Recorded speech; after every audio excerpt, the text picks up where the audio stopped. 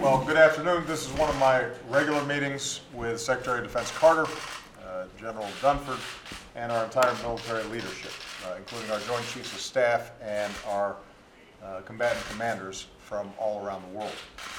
And these meetings are always an opportunity for me to review our defense strategy broadly, the priorities in the budget that can realize that strategy, and most importantly, it gives us an opportunity to talk about our incredible men and women in uniform and the sacrifices they make, the health of the force, and making sure we're doing right by them. Secretary Carter spoke earlier today about how we have to make sure that the Department of Defense is fully organized and has all the tools that it needs to meet a wide range of emerging threats. I am very pleased that our budget agreement that we signed last year allowed us to get some relief out of sequestration. Those were some harmful cuts on both the defense and the non-defense side, but because of that relief and building on that, the budget that has been proposed makes sure that we're investing in our national security, our global leadership, and our economic security here at home. We're investing in capabilities that our military needs to deter aggression and defend our security and that of our allies, and this includes increases in our posture in Europe to reassure our NATO allies in light of particularly increased aggressive actions by Russia. It allows us to enhance our maritime cooperation in the Asia-Pacific. It allows us to boost cybersecurity, which is going to be an increasing threat that has to be addressed.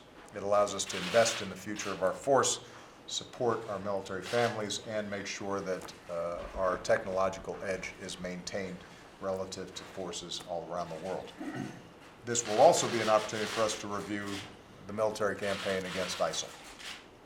And although he is not here because today was his retirement ceremony, I think there's a great opportunity to salute General Lloyd Austin.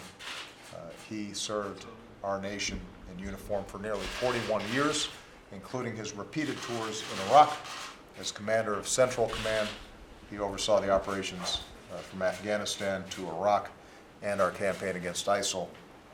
He did an outstanding job in every single assignment that he received. We are profoundly grateful to General Austin, his wife Charlene, and the entire Austin family. Our military campaign against ISIL is now being led by General Votel, and Joe has brought incredible skill and dedication to his most recent prior assignment, heading up our special forces. We are working to make sure that we're accelerating the campaign against ISIL. In Syria and Iraq, ISIL continues to lose ground. Coalition forces recently severed the main highway between ISIL strongholds in Raqqa, Syria, and Mosul in Iraq. And we continue to take on their leadership, their financial networks, their infrastructure. We are going to squeeze them, and we will defeat them. But as we've seen from Turkey to Belgium, ISIL still has the ability to launch serious terrorist attacks.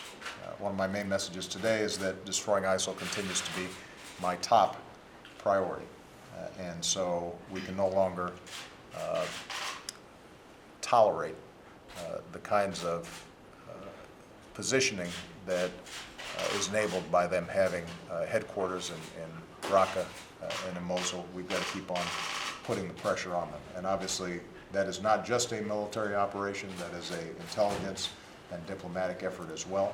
And so one of the things we'll talk about here is how we make sure that we coordinate our military activities with the efforts of our other branches of government. This will continue to be a difficult fight, but I'm absolutely confident that ISIL will lose, we will prevail, and once again, this allows me to say thank you not only to these distinguished members of our armed forces, our core leadership that makes things happen day in, day out, but it also is a good opportunity for me once again to say thank you for the incredible men and women in uniform and their families who carry such an enormous burden in order to keep us free and in order to keep us safe. All right, thank you very much, everybody.